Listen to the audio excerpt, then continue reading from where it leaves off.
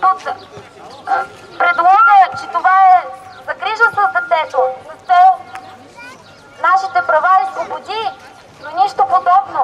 Този законопроект цели точно обратното, да разруши българското семейство, да запали война между майки и деца, да даде огромни права на социалните работници, които да могат да изземват децата само по един сигнал, за който не се изисква никаква доказуемост, без съдебен ред. Този законопроект е много опасен. Уважаеми граждани, майки, бащи, заповядайте, присъединете се към нашето протестно шествие. Не стойте безучастни. От този законопроект зависи до голяма степен бъдещето на българското семейство, здравето, сигурността, нормалното развитие на българските деца. Нека не позволим това безумие. Нека всички като граждани изразим ясната си позиция, че ние няма да допуснем подобни кощунства да се случват в нашата родина. Искаме да живеем в свободна страна, с нормални условия за живот. Искаме спокойно да гледаме своите деца, а не да ги налагат целият репресивно престъпен държавен апарат.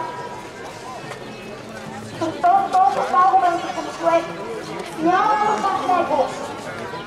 За децата в риск има достатъчно закони, които да регламентират това и да ги защитят. Няма нужда от този нов законопроект, който е повторение на всичко съществуващо до сега, плюс вкарани много опасни, абсолютно скандални текстове. Уважаеми родители, информирайте се своевременно за този законопроект. Изразете своята позиция.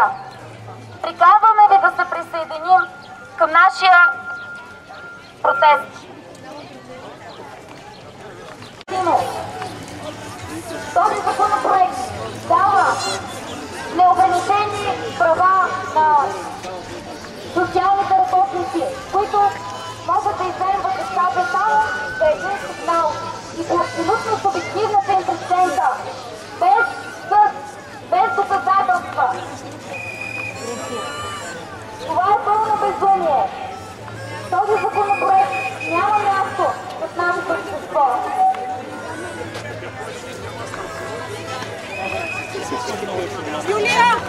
Не може да обича. Мама може. Долу ръцете от нашите деца. Законопроектът за закон за детето е против детето, против семейството. Ние няма да позволим той да бъде одобрен.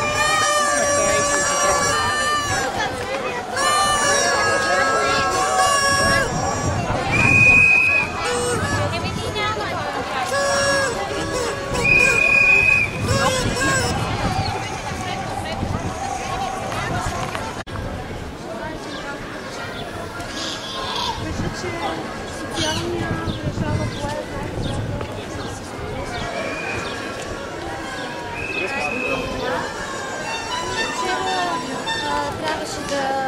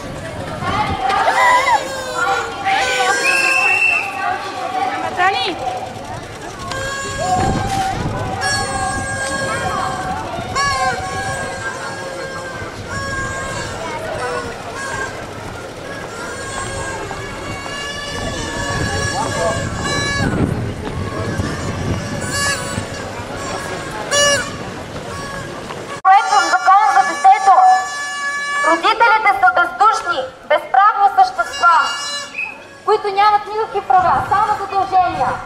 Този законопроект ни позволява единствено да бъдем безсърдечни, последователи на социализма.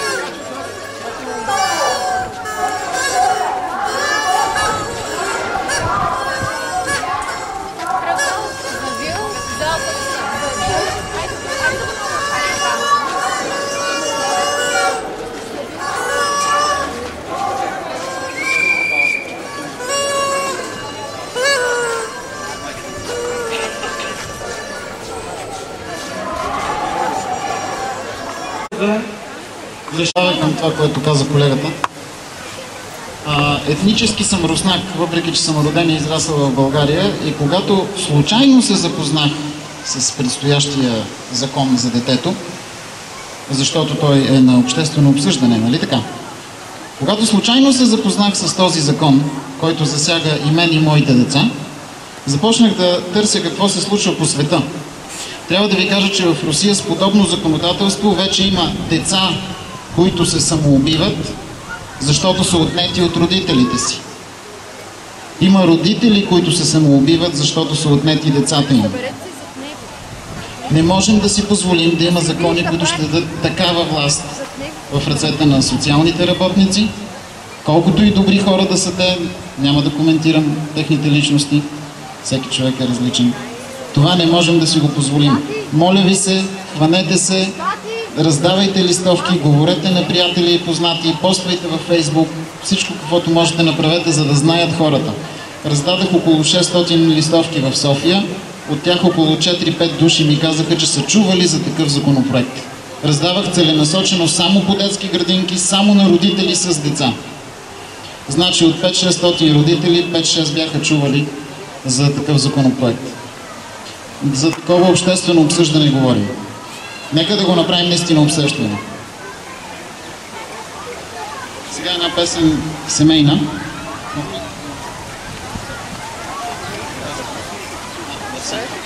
Една песен семейна. Това, което се опитват законодателите да направят, да разделят семейството и да станат съдници между родителите и децата, аз пък вярвам в обратното. Мисля, че всички вярваме в обратното. Семейството е едно. Така че една семейна песничка. Между прочим, думата в края на втория ред наистина е пън, да не се чудите. Това е състоянието на мъжа, когато застане пред олтаря и го питат, съгласен ли си да вземеш тази жена?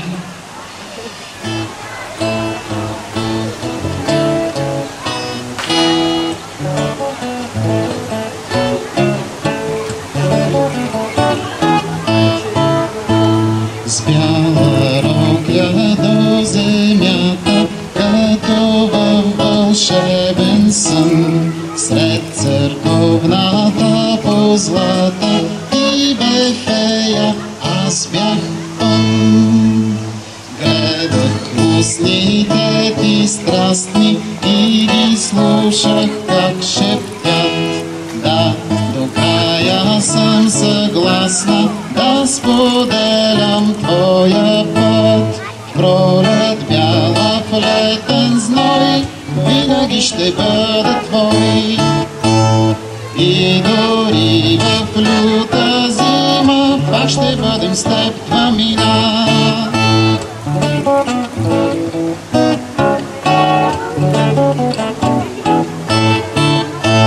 След година пак бе в бяло, този път с панталон.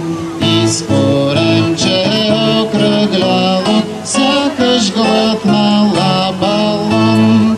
После нощ се мъчи цяла, чудо за да сътвориш. Уморена, пребледняла, бебе да ми подариш.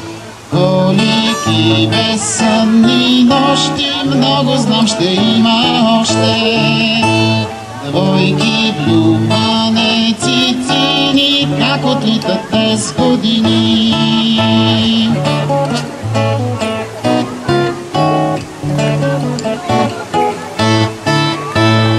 Вече имам косми бели, изпреварихте така, но ще поберем цели.